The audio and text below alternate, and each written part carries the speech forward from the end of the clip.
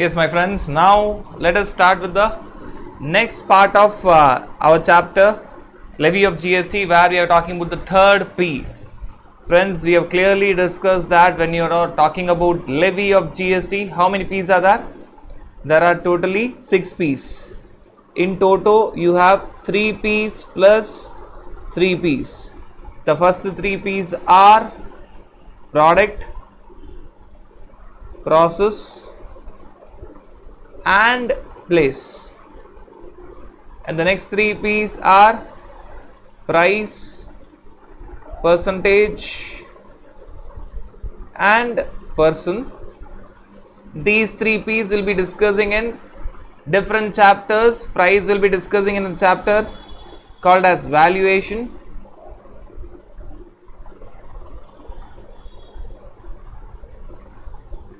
Percentage will be discussing in classification. And friends, we are going to discuss person in a chapter called as RCM. Now, our concern in this chapter was all about the first 3 P's. Product, which we have discussed, goods or services. Then process, which was quite lengthy on, which we have discussed, where you are talking about supply. And then you are talking about place, where we are now going to discuss whether the supply is intrastate supply or whether the supply is interstate supply. Now the focus now for the discussion would be on place, where we are going to talk about whether the supply is intrastate within the state or union territory, or whether it is interstate from one state to another state, one union territory to another union territory, or you are talking about state to union territory or vice versa, or it even includes from one country to another country, that is from India to outside India or from outside India to India. We have discussed this fairly enough, rather lot of examples, 6 to 7 examples we took while we were discussing the charging section, that is section 9 of CGST Act read along with section 5 of IGST Act. We have clearly discussed that. Anyways, again we are going to have some clarity in this part. So we are talking about the third P of this chapter, where you are going to talk about place, whether it is intrastate or interstate. Friends, I have already said, remember this thumb rule for learning the law. First, it is for your exams, so you have to remember that this thumb rule for sure. Even after your exams, once you are qualified, you have to remember that whenever you are reading something, you have to break it and learn. You don't jump to conclusions quickly. Learn it one by one, step by step, then decide, and that is what we are trying to do. Right, we are bifurcating the chapter into one number of parts, and in each part we are further bifurcating multiple things, and it is all in tabular presentation, which will make your understanding very simple. Conceptually will be very strong, and retention capacity will be very high. And friends, understand that the moment MCQs were launched, right, we call it as our thumb rule as 100 out of 30 MCQ target. Now you will tell, no, so it's 30 out of 100. It should be 100 out of 30, which means that when you are preparing everything from the angle of MCQs, you have to see the minute aspects, and that is the reason we have this 360 degrees approach. The moment you talk about this 360 degrees approach, the entire focus is on seeing all the aspects, right? So we are going to see the minute aspect which is going to come for your MCQ, or which may come in your MCQ. You have to be prepared very much for your MCQs, and the moment you are prepared for MCQs, you are not only preparing for MCQs, you are preparing for the entire subject per se, right? Now when you are talking about the third P, place, the focus is on whether it is interstate or intrastate. Friends, we have already discussed how to decide whether it is interstate or intrastate. A simple thumb rule is required, which we have already discussed. You have to address 2 questions. Location of supplier. Where is the location of supplier? So you have to ask, where is the location of supplier? And you have to ask another question, where is the place of supply? If location of supplier and place of supply happens to be in the same state, right, or happens to be in the same union territory, then that transaction would be called as intrastate supply. intra-state supply. Now, if at all your location of supplier and place of supply, how to determine place of supply would be dealt separately, but you have to understand basically where is the supplier located and where is that place of supply.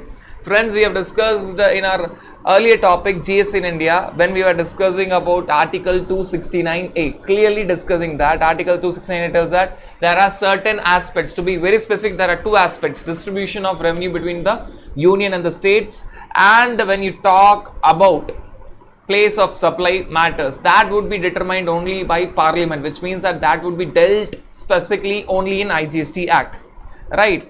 You have to find that location of supplier and place of supply, and if you get the answer as they are in different states, they are in different states, or they are in different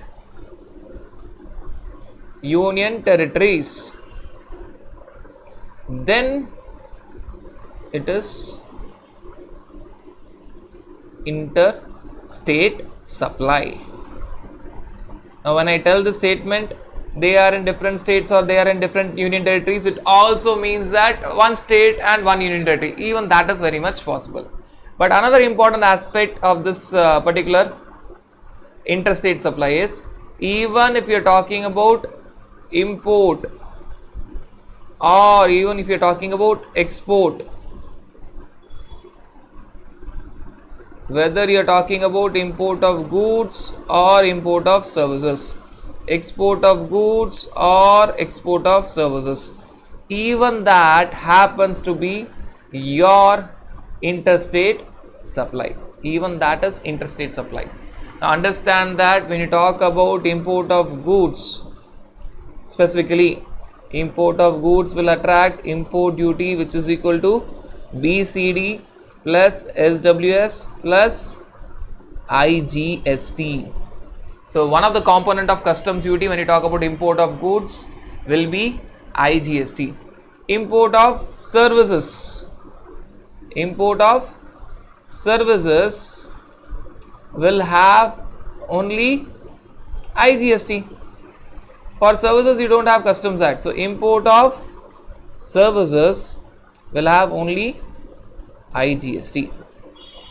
Now when you talk about export of goods and export of services, the moment you talk about export of goods and export of services, basically understand that you have the concept of zero rating there. Now roughly understand, zero rating means there won't be any taxes. Even if there are any taxes which are collected, they will be refunded back. You have the concept of zero rating. Zero rating. What is zero rating? Zero rating doesn't mean the number zero. Zero rating means there will be no taxes on export, on export sales, and even if there are taxes on the purchases related to that export, even that will be refunded back. So that is called as zero rating. There won't be any tax the moment you export the goods or export the services. You have the concept of zero rating. And mind you, my friends, Customs Act to 1962 deals only with goods. So whenever it is all about services, it is only GST law.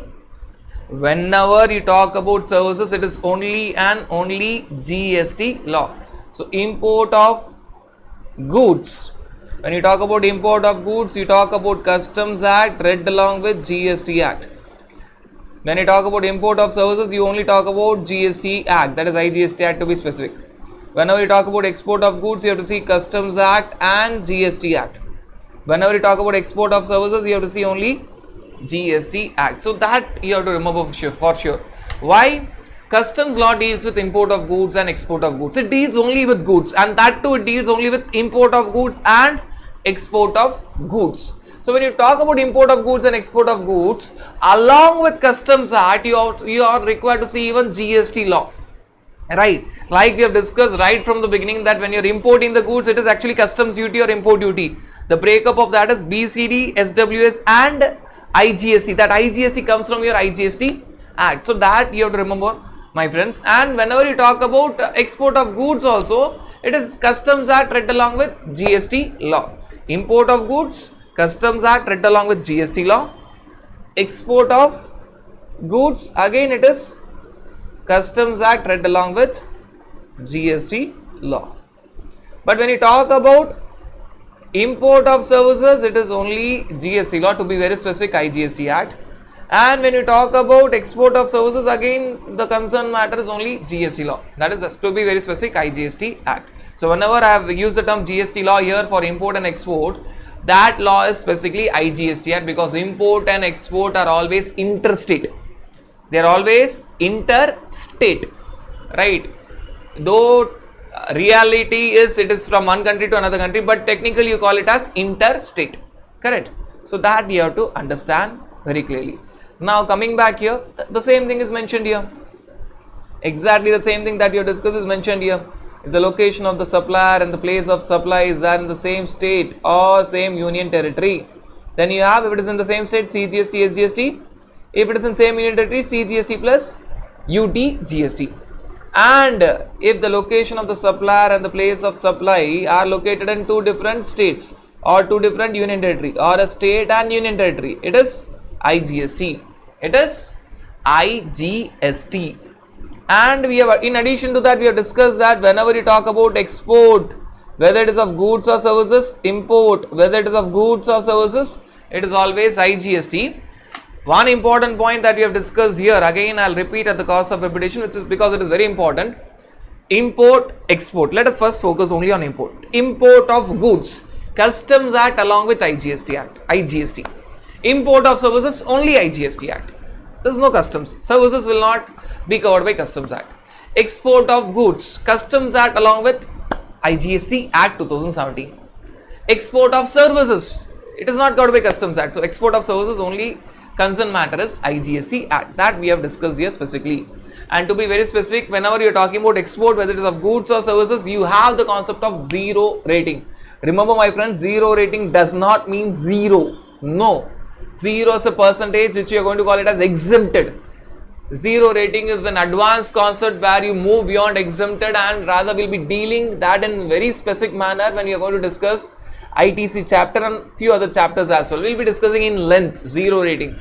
As of now, in simple terms, whenever you talk about export of goods or export of services, keep this point in mind, that we are talking about zero rating, which means that the moment the goods are exported or the services is exported, there won't be any tax on the output export. And if there were any taxes which were there at the time of purchases, even that tax will be refunded back. Even the taxes which were already levied and paid by the previous parties, even that taxes on the inward supply, on the purchases, even that would be refunded back. That is called as zero rating. If I were to represent this in a very simple manner, the concept of zero rating, it goes in this way. So your output is export. On export, you are not going to pay anything. There are two options, where one you pay and get the refund, or you are not going to pay anything. Finally, you are not going to pay anything. And on the purchases or on the inward supplies, right now you should not call it as purchases. As you have understood certain basic features of GST, you are going to call it as inward supply, right? On your purchases or inward supply, any taxes paid, so there will be taxes paid. So taxes on inward supply, which we are going to call it as input tax, right? Taxes on inward supplies is actually called as input tax credit.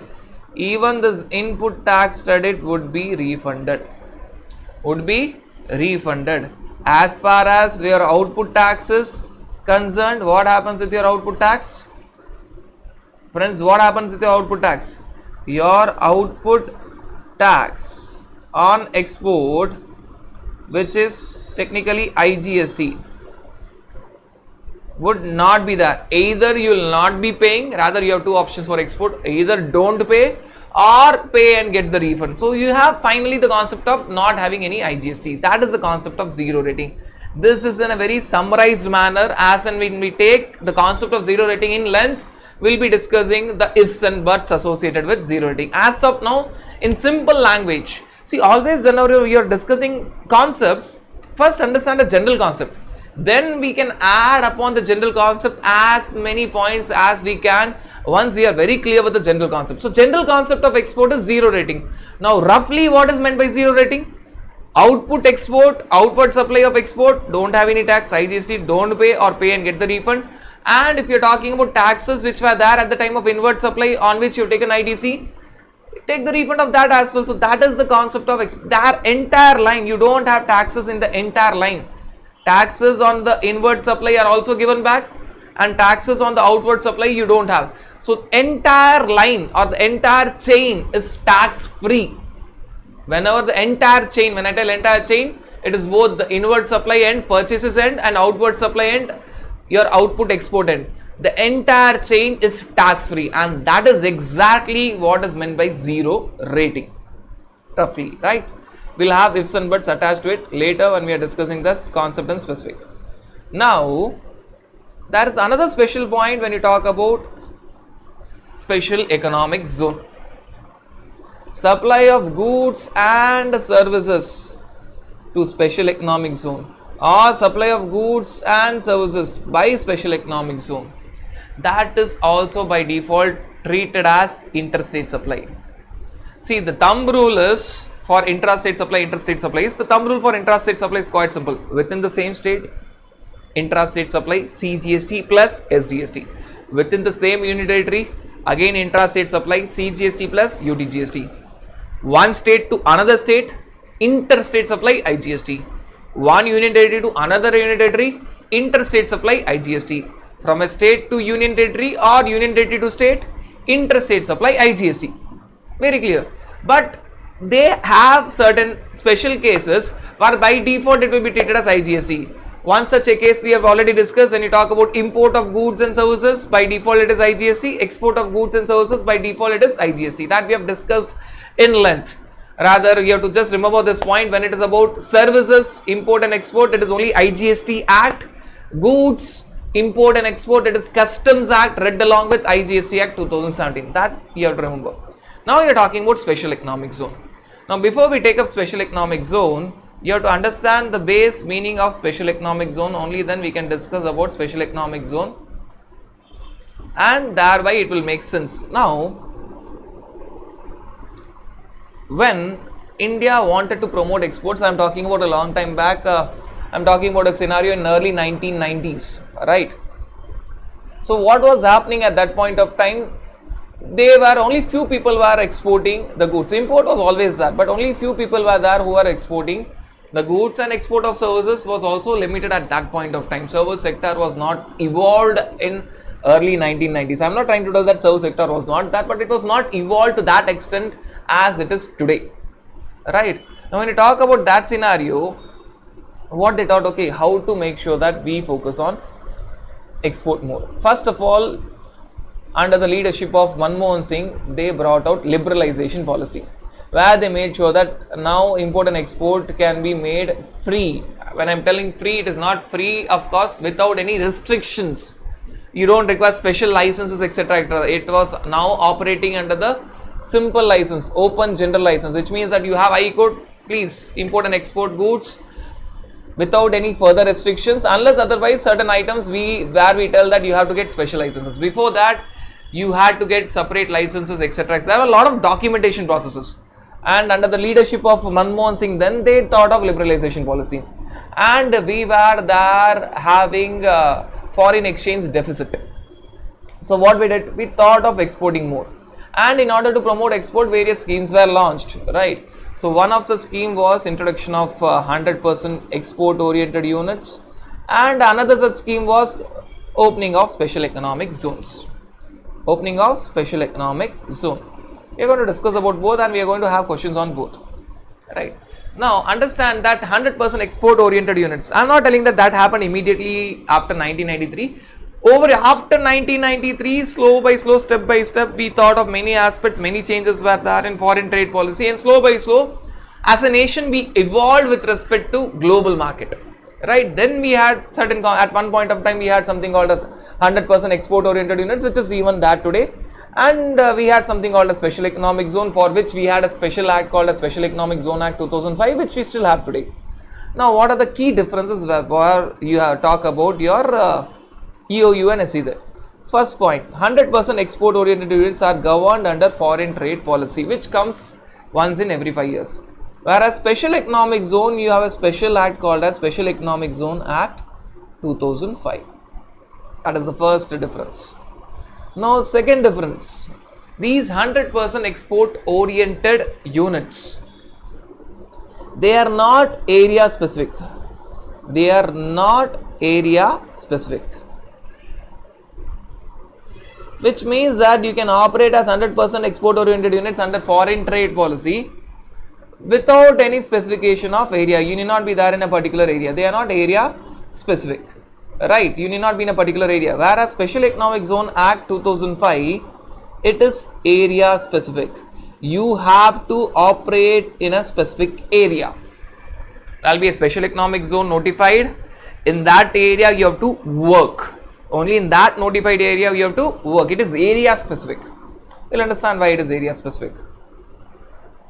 Now, another point that you have to understand, 100% export oriented units, their basic objective is only to promote export. Their intention is only to export promotion, right? So they have only one task of export promotion. Whereas Special Economic Zone serves dual purposes. Along with export promotion on one end, they are also there to develop the area where they are located. So you are talking about development of that area, and that is the reason it is area specific. Which means that if I were to operate as a 100% exporter units right now, sitting here and complying with the conditions what is required for 100% export oriented units in terms of foreign trade policy, I can be registered as a 100% export oriented unit. But if I were to work as a special economic zone unit, then I first have to see whether in my locality or in my city there is a special economic zone, and thereby after that, after complying with the conditions, I have to put my factory in that area. Now, where are basically these special economic zones located? They are located in that part of a city, if at all it is there in a city, where there is underdevelopment, where government sees that we are not in a position to develop that area. What we can do? We'll ask that unit or rather group of units, because there will be special economic zone developer and number of units. We'll ask these special economic zone people to work there. When they work there, what will happen? Automatically many business houses will come there, and you have to understand, when business houses will go there, automatically that nearby residential area will automatically develop, and automatically the commercial area will also develop. Because if at all you see any business house or business street in your city, where you tell that big business people are there in the city, big jewelry showrooms are there in this particular street, you'll automatically find that wherever big showrooms are there, the nearby area automatically gets developed, both residential and commercial. So they are there for two purposes. What? One purpose is export promotion. There also they focus on export, and the second important focus is development of that area. Now you'll tell that why are we discussing about special economic zone, etc., etc., and 100% EOU? You have to understand that for all practical purposes, special economic zone unit are treated as units outside India, which means that they are considered as places outside India. And 100% EOU, they are always considered as part of India. I'll repeat. When you talk about special economic zone, for all practical purposes, they are just treated like units located outside India, which means, which brings me to a conclusion that if at all you are talking about USA to India, you are talking about goods are coming. If at all you are talking about goods are imported from US India, you will tell that no. It is very clear cut case of import of goods, where you have customs duty BCD plus SWS plus IGST, right? In the same way, if at all the goods are coming from special economic zone to domestic tariff area, if at all the goods are coming from special economic zone to domestic tariff area, it is actually treated as import. It is at par treated as import. Now what is the significance of that? You will find at times import duty located. I am using the word at times. Rather you have another option, but we will not go into that option now. BCD plus SWS plus IGST. I am trying to tell that it is treated as a place outside India. Outside India. For all practical purposes, it is treated as a place outside India. So that is the significance when you are talking about special economic zone units. That is the significance. Now you can have many conclusions. See, it is at par with USA outside India. I can take the example of, I have taken the example of import of goods, I can take the example of export of goods, I can take the example of import of services, I can take the example of export of services. Again, the end conclusion would be the same. What I am trying to tell is, special economic zone for all practical purposes is treated as a place outside India, which means that it is not considered as part of India. When you talk about India, we have already discussed the definition of India. Now we are discussing a new definition. There is some term called as domestic tariff area. Domestic tariff area is nothing but India that we have discussed minus special economic zone. So when you talk about this domestic tariff area, it is nothing but India that we have discussed minus special economic zone. That is domestic tariff area. India we have clearly discussed land area, sea area, air area, that we have clearly discussed when we have discussed the definition of India under section 2. Now there's a new terminology that we are deriving now. There's a term called as domestic tariff area, which is not defined anywhere, but the understanding of domestic tariff area is simple. It is normal India that we have understood minus special economic zone. Why minus special economic zone? Special economic zone is treated as a part which is outside India, which is outside India, right? So when you talk about outside India to India, the transaction will always be having IGST. I have given you one example. Don't worry, we'll be taking all the other examples also. Just to make you understand, I have given you one example. All the other examples are there in the discussion. I have just said you that it is actually treated like a place outside India. So when you bring the goods from USA to India, you call it as import of goods. You have customs duty, where part of customs duty is BCD, SWS, part is IGST. When you bring the goods from special economic zone, again it is at par with USA. Therefore, you will have customs duty at times where you will be having BCD plus SWS plus IGST. Again, it is IGST, interstate. Right? Let me make it very clear. I'll take a reverse case. If at all you are talking about a scenario where you are giving the goods from India to USA.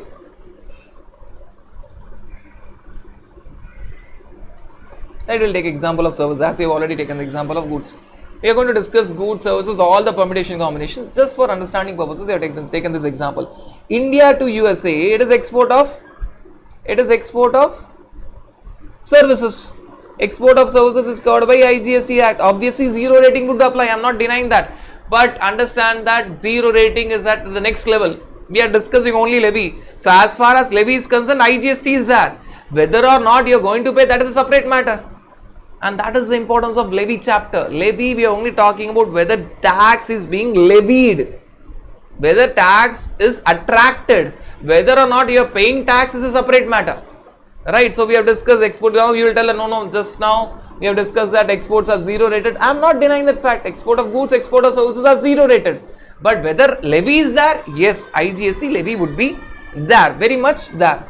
Right, when you talk about the domestic tariff area to special economic zone, so which means that if I am located in Mumbai and I am supplying the services, I am giving the services to a person in Mumbai, but that person is located in special economic zone, it is at par.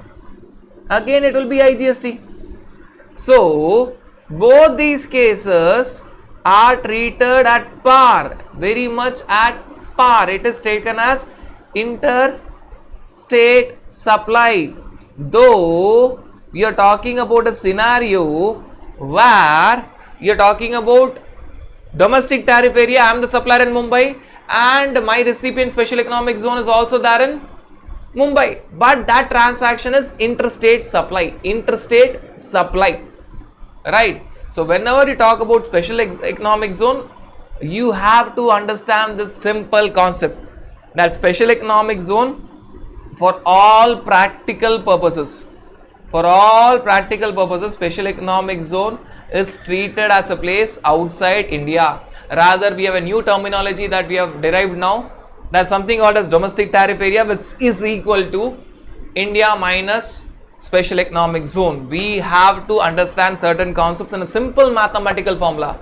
I am not forcing my crush on maths to all of you. No, I am just going to take simple mathematical formula to make the concept simple. Very simple mathematical formula. So India, we have discussed land area plus sea area plus air area. DTA is equal to India minus special economic zone, because for all practical purposes special economic zone is treated as a place outside India. Right. So any transaction with special economic zone will be interstate supply. Now if you look at this particular concept, right, what were we discussing? If location of supplier and place of supply are in the same state or same union territory, intra-state supply, CGST plus SGST or CGST plus UTGST respectively. If the location of supplier and place of supply are in different states or different union territory or a state and union territory, then it is interstate supply and the tax will be IGST. But there are certain transactions where it is always interstate supply. What are they? Import of goods and services, interstate supply. Export of goods and services, interstate supply. Wait, remember this point always.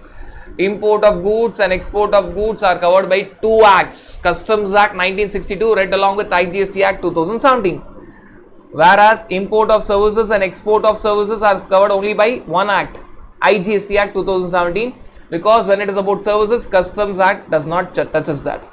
Nevertheless, both import and export of both goods and services are always treated as interstate supply. The focus will be on IGST. And one more concept that we have discussed now is special economic zone is always treated as outside India. So when you supply goods or services to special economic zone, or when you get goods or services from special economic zone, it is interstate supply. Supply of goods and services to special economic zone or supply of goods and services by special economic zone. You are giving to special economic zone or special economic zone is giving to you. It is interstate supply. By default it will be IGST. There's one more special point where it is always treated as interstate supply when you are talking about supply of goods to tourist. Mind you, here it is only supply of goods to tourist. We are not discussing supply of services to tourist. We are in no way discussing supply of services to tourist. We are only discussing supply of goods to tourist. Right? We'll understand that. Why it is so, we'll understand that. So there are 5 cases which by default will be treated as interstate supply: import of goods, import of services; export of goods, export of services; supply of goods or services by special economic zone; supply of goods or services to special economic zone; and supply of only goods. Here again I am wanting your attention. Please come back. If your mind has gone somewhere else, please come back now. Again, the 5th special point talks about only supply of goods to tourists. Supply of goods to tourists. We are not talking about supply of services to tourists. That comes under normal ambit. Right. Now let us see the examples to understand what are they trying to tell. We are discussing a lot of conceptual examples, and before I write the answer, I'll be giving you some time to think, and you have to think of the answer and check whether you have thought it correctly. Right. When you talk about example number 1, location of supplier and place of supply are in the same state. So say for example, location of supplier is in Tamil Nadu and place of supply is also in Tamil Nadu. Location of supplier and place of supply both are in Tamil Nadu. Is it inter or intra? Is it inter or intra? This is intra. This is intra. Right, you will be having CGST, SGST. You will be having CGST, SGST. Example number 2. Location of supplier is there in Tamil Nadu, whereas place of supply is there in Maharashtra.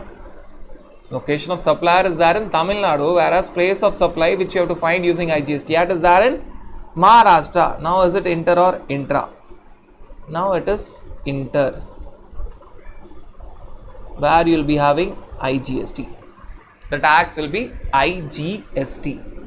Correct? That is a normal scenario. Now, we are talking about import of goods. You are talking about import of goods. So, when you talk about import of goods, you may pay in any consideration, whether you are paying in foreign currency or you are paying in Indian currency, that doesn't makes any difference. Currency is relevant only for export. We are going to discuss in some time. So, when you are talking about import of goods, where the consideration that you are going to pay is say in Indian rupees or foreign dollars, that is US dollars, or any such currency, foreign currency, maybe yen or maybe euro, whatever it is. So, when you are importing the goods, you can make the payment of consideration in whatever currency you want. Now, import of goods, what will happen? What will happen? The moment I tell import of goods, what should come to your mind? Import of goods, goods, goods, goods. So, it is Customs Act read along with IGST, correct? So, what will happen now? First, what is the transaction that we are discussing? Is it inter or intra? It is very clear that it is now inter. And what will be the tax? It will be customs duty, that is BCD plus SWS plus IGST. BCD plus SWS plus IGST. Why? Import of goods. Goods is basically covered by Customs Act 1962, and when you do the breakup of customs duty, it is BCD, SWS plus IGST. For that IGST, you have to refer to IGST Act 2017. This we have discussed a lot of times. Again, revision kind of stuff here. Now, what about import of services? Even when you are importing goods or services, one point is common. You can make the payment in any currency. Payment is not at all relevant. Payment of consideration can be there in Indian rupees or foreign currency. Again, import of services also inter.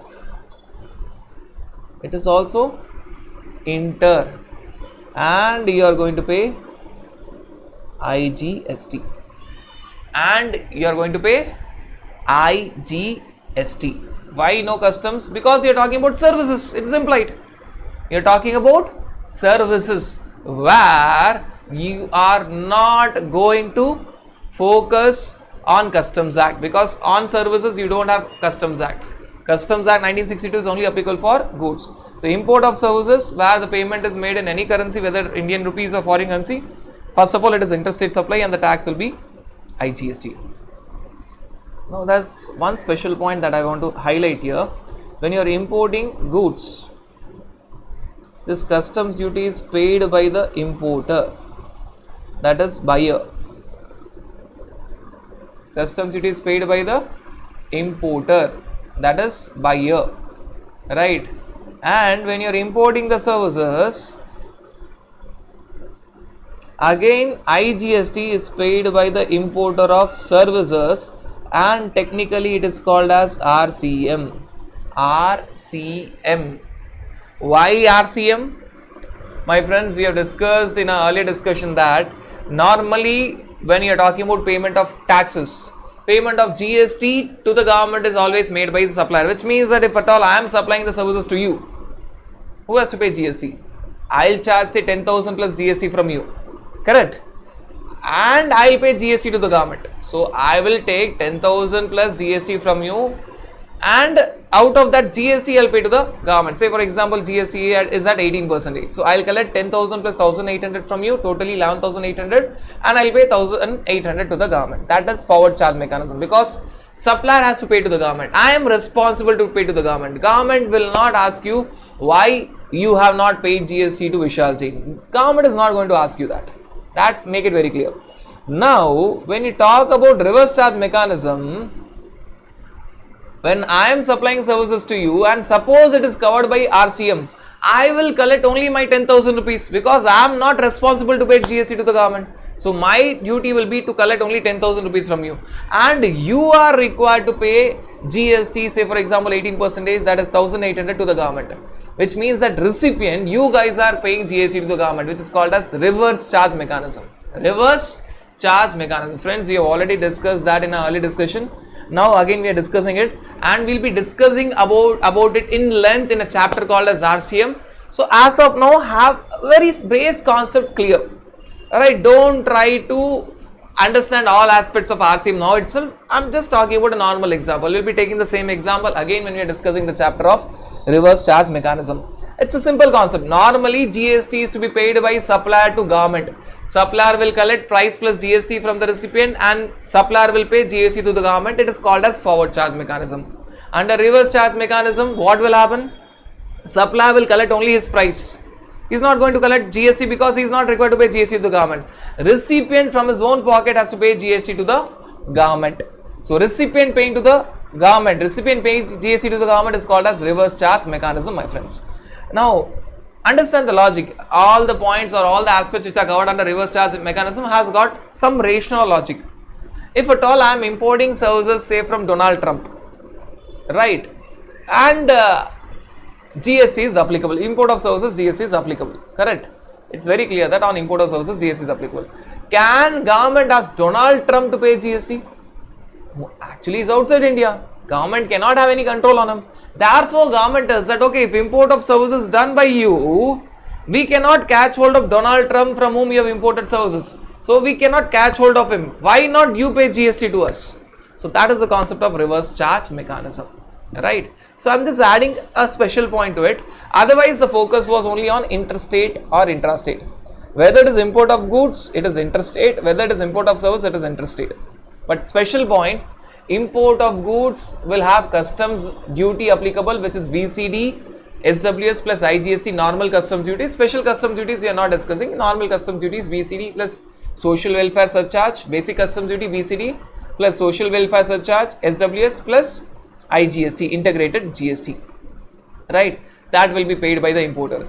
Even that importer is paying, but we don't call it as RCM because that is covered under Customs Act. We don't call it as RCM. If you have observed it carefully, even in case of goods, importer is paying customs duty on import of goods, but we don't call it as RCM because it is covered by Customs Act, where always importer will pay import duty. So we technically don't call it as RCM. Whereas if it is import of services, again it is interstate supply, IGST will be there, where the recipient has to pay GST to the government. Who is the recipient? Importer of service is the recipient who has to pay GST to the government, which is covered by reverse charge mechanism. Now let us move on to the example 4. We are talking about export of goods. Your focus is on export of goods. Now for export, foreign currency is required, but it is required only for export of services. When it is export of goods, you can get it in any currency. But when it is export of services, for you to qualify as export of services, for your transaction to qualify as export of services, you should receive currency, your consideration only in foreign currency. At times, Indian rupees is allowed only if it is permitted by RBI, which means that if I am exporting goods, I can get the consideration in any currency, whether Indian rupees or foreign currency. But if I am exporting services, for me to qualify the transaction as export of services, it is must that I should receive foreign currency, convertible foreign currency. I can receive Indian rupees only in cases where RBI has permitted me. Otherwise, I should receive only convertible foreign currency. Friends, if you look at import, whether it is goods or services, I can pay. If it is import, I have to pay. It is not I am going to receive. I have to pay. I can pay in any currency, Indian rupees or foreign currency. The focus is on foreign currency when it is export, because I am going to bring something now. Only if I export the goods or services, I am going to bring revenue to India. Now in that case, export of goods, they tell that you can bring the amount in Indian rupees or foreign currency, we are not concerned. But if it is export of services, they are very specific, that we will qualify your transaction as export of services only if you bring us convertible foreign currency or bring Indian rupees if at all it is permitted by RBI. Now let us forget about the technicalities of export of goods and export of services. What is the tax which is applicable? Whether it is export of goods or export of services, it is interstate supply. right? And the tax would be IGST only, whether it is goods or services. Moreover, this tax where I am written as IGST would be zero rated, which means that finally either it won't be paid, or if it is paid it will be refunded back. Zero rated, finally there will not be tax. As we are discussing levy, I am telling you the tax applicable is IGST. So when you're talking about export of goods or export of services, the transaction is interstate supply, where the tax will be IGST. IGST. It is very clear. Now we'll tell no. We have discussed some time back that export of goods or export of services are zero rated. Yes, that is true. But we are discussing about levy. Levy means what tax will be there. Whether it is going to be collected and paid is different matter. So it will be IGST and it will be zero rated, and we have discussed zero rated roughly that the entire chain will not have any tax finally. So either I will be paying IGST and getting the refund of IGST, or I will not be paying IGST if I execute a letter of undertaking or a bond. I am not going to pay IGST. Even then, if I am not going to pay IGST on my export, still there may be taxes on my purchases. Even that I can get the refund.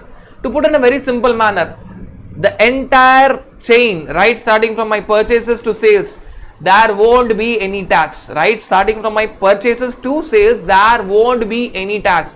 Even, and if at all you have paid any tax, you will get the refund of the same. When you're talking about export of goods or services, I'll repeat it. The entire chain, when I tell entire chain, purchase as well as sale which is export, there won't be any tax. And if at all tax is being paid, it will be refunded back to you. That is the concept of zero rating. You have just understood broadly. There are many other aspects which we'll be discussing at the right time. Now, we are talking about special economic zone. So, you are talking about supply of goods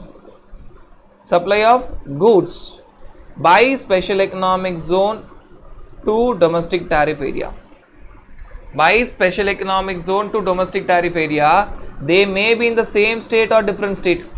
Let us take an extreme example. Right, I am there in Mumbai and I am getting the goods from a special economic zone in Mumbai. Again, the transaction is what? Special economic zone for all practical purposes is treated as a place outside India. So the transaction will be interstate supply. It will be as good as import of goods. If I am getting the goods from USA to India, I have to pay customs duty, which is BCD, SWS, IGST. And if I am getting the goods from special economic zone, again it is import of goods. I have to pay BCD plus SWS plus IGST. It will be at par with import of goods. That is all about your goods. What if I tell that it is about services, which means that supply of services by special economic zone to DTA. Again, it is as good as import of services. What will be the type of transaction? The moment there is special economic zone, whether at the supplier end or the recipient end, it is interstate supply. What will be the tax? If it is service, it will be only IGST, because on services you don't have customs. That we have discussed a lot of times. But now one difference. This won't be under RCM, this would be under FCM. This won't be under RCM, this would be under FCM, which means that supplier, which is special economic zone, will collect the tax from domestic tariff area and pay to the government. Supplier, which is special economic zone, will collect the price along with tax from the domestic tariff area and pay GST to the government. So there is a difference, small difference. Technically, if I were to make it very clear, let us now write certain important points. USA to India, if it is goods, special economic zone to India, that is domestic tariff area. What is domestic tariff area? Domestic tariff area is that place of India other than special economic zone. India minus special economic zone. So whether it is USA to India, when goods are coming, it is import of goods. Special economic zone to India, if the goods are coming, again it is import of goods. But if you are talking about services, the moment if you are talking about services, if it is USA to India services, it is import of services where you will have RCM. There will be IGST for sure, but it will be under RCM. And if we are talking about special economic zone to domestic tariff area, that is normal India, where services are given, it won't be import of services. It is not import of services. It is technically not import of services, therefore there is FCM. So you have this difference. When it is goods, whether it is USA to India or special economic zone to domestic tariff area, it is import of goods where you have basic customs duty, SWS and IGST. If it is services, if it is USA to India, it is technically import of services. Technically import of services, you will have IGST but under RCM. Right? If it is special economic zone to domestic tariff area, special economic zone to domestic tariff area, there again the tax is IGST because special economic zone is always treated as a place outside India. Even if that special economic zone and domestic tariff area are located in the same city, Mumbai, even then it will be treated as interstate supply. Same city, but it will be treated as interstate supply. Right? Normally understanding was different state interstate supply. Now I am talking about extreme scenario. Special economic zone in Mumbai, domestic tariff area in Mumbai, but it will be treated as interstate supply. You will be having IGST. But now special economic zone giving services to domestic tariff area, it is IGST, but it is technically not import of services. It is technically not import of services. Therefore, it will be under FCM. Right? That you have to understand. Now let us take the next example, example number 6, where you are talking about reverse scenario. What is the reverse scenario? Supply of goods by DTA to special economic zone, whether they are in the same state or different state. Likewise, supply of services by DTA to special economic zone, whether they are in the same state or different state. Let us forget about same state, different state. We will take an extreme example, same city. Take an extreme example, they are in the same city. Supply of goods by DTA to special economic zone. Again, it is treated as interstate supply where you have IGST. Supply of services by DTA to special economic zone. Again, it is treated as interstate supply where you have IGST. Wait, the same concept of zero rating which is applicable for export of goods and export of services is equally applicable for domestic tariff area to special economic zone goods, domestic tariff area to special economic zone services. So if you look at example 4 and 6, they are very similar. There is no change. Whether goods, export of goods or export of services, or whether supply of goods by DTA to SEZ or supply of services by DTA to SEZ. It is interstate supply, IGST, and it is zero rating. There is one special point, my friends. What is that special point? If it is export of services, you have to ensure that you get convertible foreign currency. That special point is that if it is export of services, you have to ensure that you get convertible foreign currency. I'm sure that a lot of extra points are coming, but I'll make sure that you have all these points quite clear, very, very clear, so that when you are preparing or when you are connecting different chapters, all these points are taken from different chapters. Rather, we are interlinking the provisions to ensure that your conceptual clarity is very much higher. Otherwise, normally if I tell interstate supply, intrastate supply, our examples should have stopped at example 1 and 2. We should not have discussed 3, 4, 5, 6 and further examples. But we believe in 360 degrees approach. So we are required to see all the permutation combinations, and only then I can certify that it is 360 degrees approach. Rather, you guys can certify for me that yes, we are discussing in 360 degrees approach, and that would be the my take from you guys, where you tell that yes, we have discussed in 360 degrees approach where we were not discussing that approach earlier. So that will be my bonus from you guys, right? Now, when you talk about example 3, 4, they were discussing about import of goods, import of services, export of goods, export of services. And 5, 6, there it was about SEZ to DTA, good services, DTA to SEZ, good services, and which we have discussed, all the aspects we have discussed. Now the next example, example 7, 8. Example 7, 8 are very basic example, but if I stop at example 6, you guys will have difficulty in attending example 7 when it is directly as an exam, right?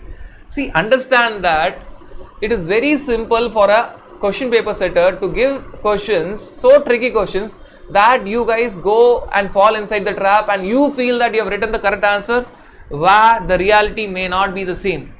And my job is to ensure that you are not falling to that trap, and that is the purpose of all this 360 degrees approach. Now let us see example 7 and let us understand what mistake would have been made. Now, supply of goods by export oriented units to domestic tariff area, supply of services by export oriented units to domestic tariff area. One case you have taken same state, other case you have taken different state. Now let us focus on the first part. Rather, example 7 itself has, every example has got 2 further examples. Now let us focus on the first point, supply of goods by EOU to DTA, and both are there in the same state. EOU is not having any special treatment as far as GST is concerned, except for one provision which we are going to discuss later. So there is no special treatment generally per se. Therefore, if at all I am purchasing goods from an export oriented unit and both of us are there in the same city of Mumbai, that is same state, Maharashtra, then the tax would be intra-state. Then the tax would be intra-state. Tax would be based on intra-state supply, which means that you are going to talk about C plus S.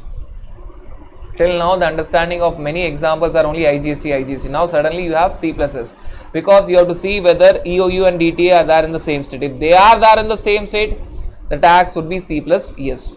If at all you are getting services from EOU, EOU is giving the services to DTA and both are there in different states. If at all you are talking about different states, again the type of transaction is different states, means interstate supply, IGST.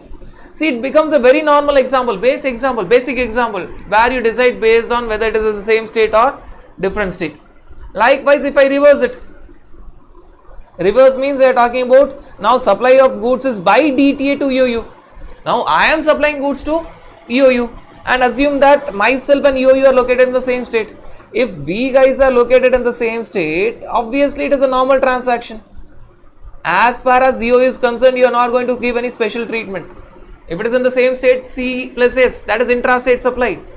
And if I am supplying services to EOU, that is supply of services by DTA to EOU, and assume that we are there in different states. If at all we are there in different states, then the answer is inter-state supply, where the tax would be IGST. So if you see example 7 and 8, you may wonder that there is nothing special. Yes, that is the point, there is nothing special. So as far as the export oriented units are concerned, don't give special treatment. Give normal treatment. Don't fall into the trap. Special economic zone will have a different treatment because it is always treated as outside India. And that was the reason why we started with the discussion of EOU and a special economic zone, where one important point was clearly mentioned. EOU is always part of India, whereas your special economic zone is outside India. That was the entire reason of starting with the understanding of EOU and special economic zone. So when you talk about example 7 and 8, the understanding is don't give any special treatment. Do not give any special treatment for the transactions with 100% export oriented unit. Treat it as a normal transaction. That may be a bouncer from the point of view of paper setter, where he will try to purposefully give EOU. And when your mindset is that, oh, you give special treatment for special economic zone, let us give special treatment for 100% EOU, you fall into the trap. Don't do that. Don't give any special treatment to export oriented units. If you find that same state, U and DT and EOU, it will be intra C plus S. If DT and EOU are in different states, it will be inter IGST. So that is the only thing that you have to remember. That is all as far as example 7 and 8 are concerned. Now example 9 and example 10, very interesting examples. Supply of goods to foreign tourist. Supply of goods to foreign tourist. So you are giving the goods to foreign tourist. Remember the last special case of interstate supply was only supply of goods to foreign tourists, and I specifically said that it is not supply of services to foreign tourists. That will come under normal understanding. It is only supply of goods to foreign tourists. Let us assume that I come to your city and myself, yourself, and say let us assume that a foreign tourist, Trump, has visited us and he is also joining our small party, right? I am from Tamil Nadu. Let us assume that you guys are from, say, Mumbai, and let us assume that there's a person, Donald Trump, who has come from USA. We are going into a shop and we are purchasing, let us say, a camera. All three of us are purchasing a camera. Let us think about that shop owner. What is the tax that is going to charge to you? You are from Mumbai, shop owner is from Mumbai, he is going to charge CGST plus SGST. Why? Location of supplier, place of supply in the same state. That is clear, right? Who are all going to that shop in Mumbai? Right, myself from Tamil Nadu, yourself say from Mumbai, and Donald Trump from USA. All three of us have made a small group and we went inside a mall, and in the mall we went inside a shop and we are purchasing camera. Now when you talk about that transaction, if you are purchasing camera, location of supplier, shop owner, Mumbai, place of supply is again Mumbai, CGST, SGST. Now let us talk about myself. I am also purchasing camera. Now what will be the tax? I am from Tamil Nadu, mind you. Understand that the shop owner may not be aware, unless otherwise I tell that I am from Tamil Nadu and I give my GST number and I tell that the delivery will end at my state, Tamil Nadu. So that will not happen generally. That will not happen generally. So what is the tax that shop owner is going to charge? Again, he is going to charge the same thing from me. So he is going to charge CGST plus SGST for me, because he is not going to differentiate you and me. Rather, he may not be aware that I am basically from Tamil Nadu. So he is going to charge CGST plus SGST. Right. So the tax would be CGST plus SGST for you. Intrastate supply, it would be CGST SGST for me. Intrastate supply, because delivery, for as far as shop owner is concerned, delivery ends at his shop. So place of supply is actually Mumbai itself. So we are going to discuss about it in a separate topic, place of supply. As of now, understand the general aspect, right? So it will be CGST SGST for you, shop owner Mumbai, purchaser Mumbai. For me, shop owner Mumbai, purchaser Tamil Nadu, CGST SGST. Let us assume that you are talking about Donald Trump. Donald Trump. He is also purchasing the same camera from the same shop in Mumbai where both of us have gone. Now what is the tax that the shop owner is required to charge? Right, they are telling that in that scenario, please don't see location of supplier and place of supply. You are not required to see location of supplier and place of supply, whether they are in the same state or different. Forget about that. Forget about location of supplier and place of supply. It is by default treated as interstate supply. It is by default treated as interstate supply, and the tax which will be levied is IGST. So shop owner, when he is selling to you, my friend, he is going to charge CGST, SGST.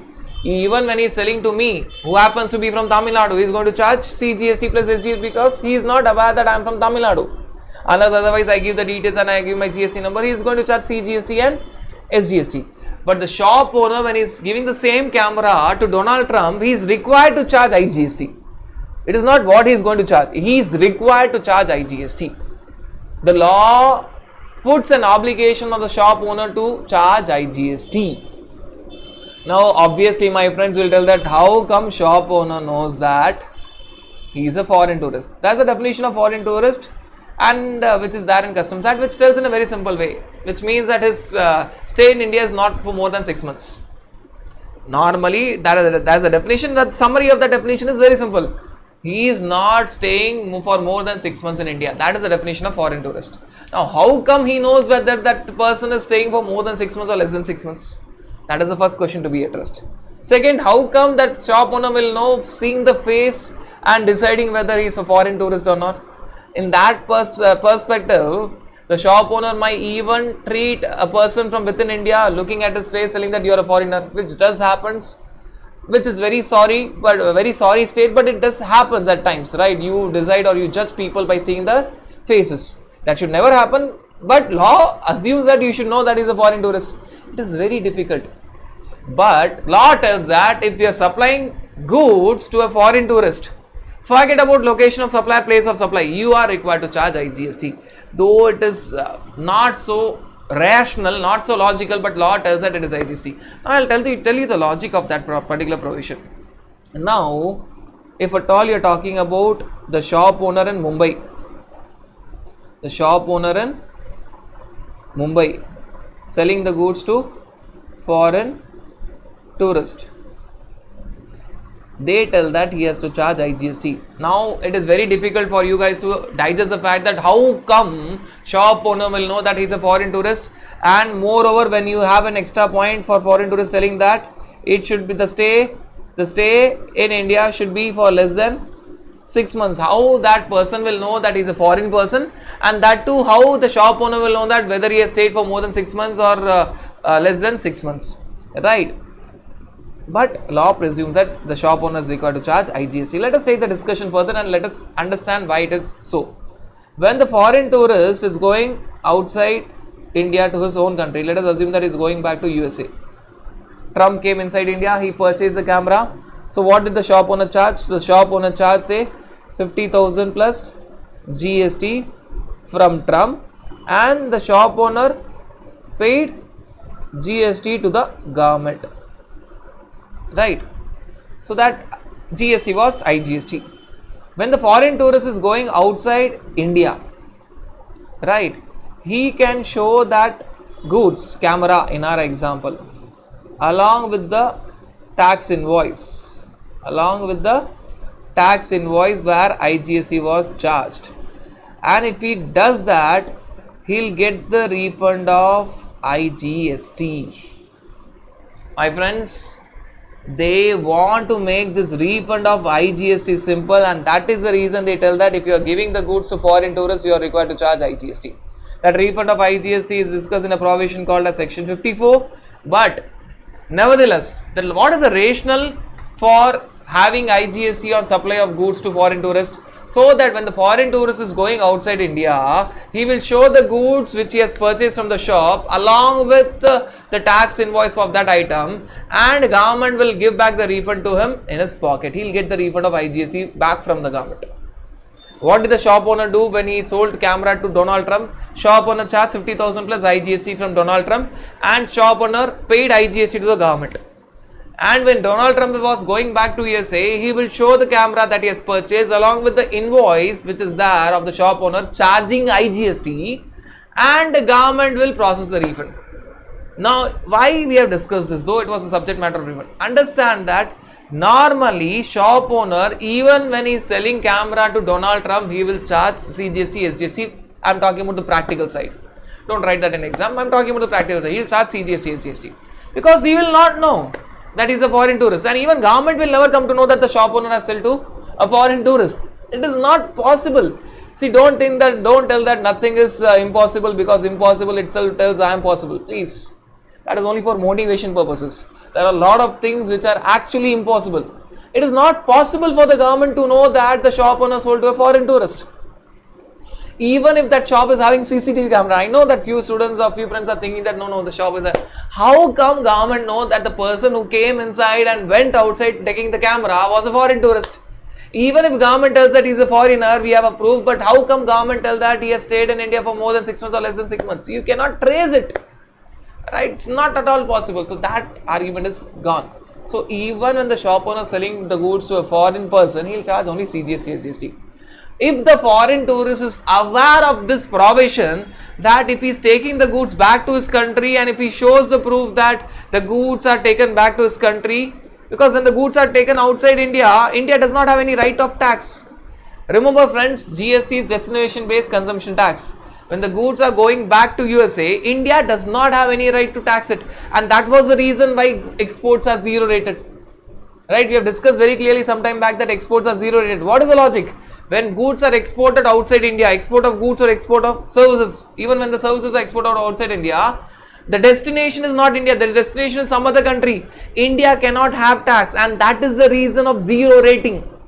I'm talking about the logic of zero rating. Zero rating we have discussed some time back. What is the logic of zero rating? You cannot have tax in India because the goods or services have left India. So India cannot have taxes on it. So taxes whichever or whatever is collected will be given back. Now the same logic applies here.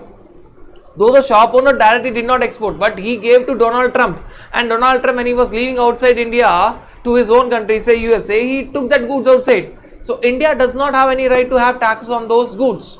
So India or the government will give back the taxes to Trump or the foreign tourist when he's going outside India.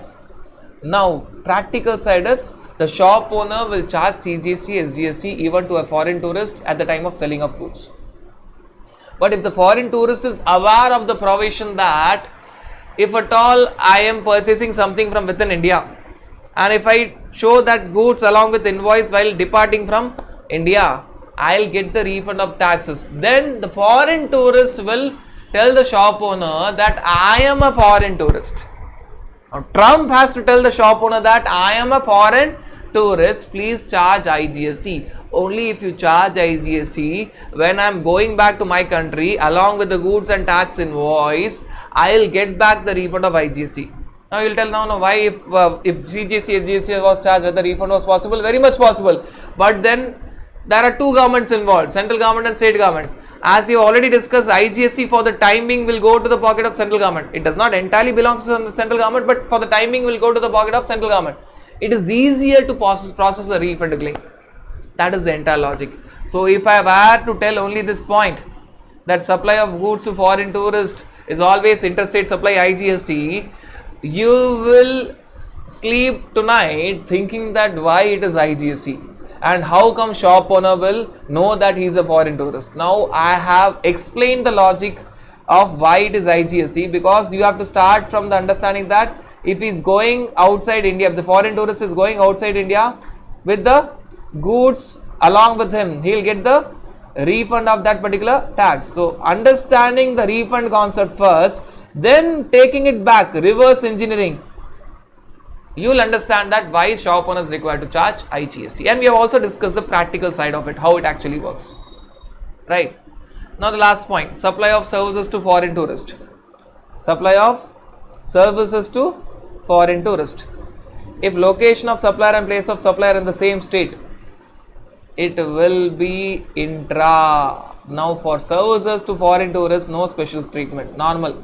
If location of supplier and place of supplier are in the same state, it will be intra, C plus S. And if location of supplier and place of supplier in different states, it will be inter, IGST, which means that a normal transaction. If it is supply of services to foreign tourists, you have to see location of supplier and place of supply. If they are in the same state, intra. If they are in different state, inter. Now I will tell, no, why not the same concept of goods is applied? Understand, my friends, when I am getting the services, I don't have proof that I am taking back the services. The services are consumed within India. When Trump is getting services, supposing Trump went to a restaurant is nothing but supply of services. He had his services then and there itself, India itself. He cannot take that services outside India. So in that scenario, we don't have the concept of IGST. I am talking about the logic. Only if it is goods, Trump can take that camera along with the invoice, tell that, see, I am taking this camera, and along showing the proof of invoice outside India. So goods are actually consumed outside India. The camera is actually used outside India. But when services are concerned, first of all, it is intangible generally. And generally the services are consumed within India. So there is no question of any refund. When there is no question of any refund, there is no question of treatment, having a special treatment, always having IGST. For goods, you had IGST when the goods are supplied to foreign tourists, because there will be refund of IGST at a later point of time. And therefore, you had IGST initially to make the refund simple. For services, generally services are intangible. You cannot take it along with you. And generally services are consumed within India. That being the case, they tell that why should we have separate special treatment for supply of services to a foreign tourist? Let us have a normal treatment. If it is supply of services to a foreign tourist, and if location of supplier and place of supply happens to be in same state, It is intrastate supply, C plus S.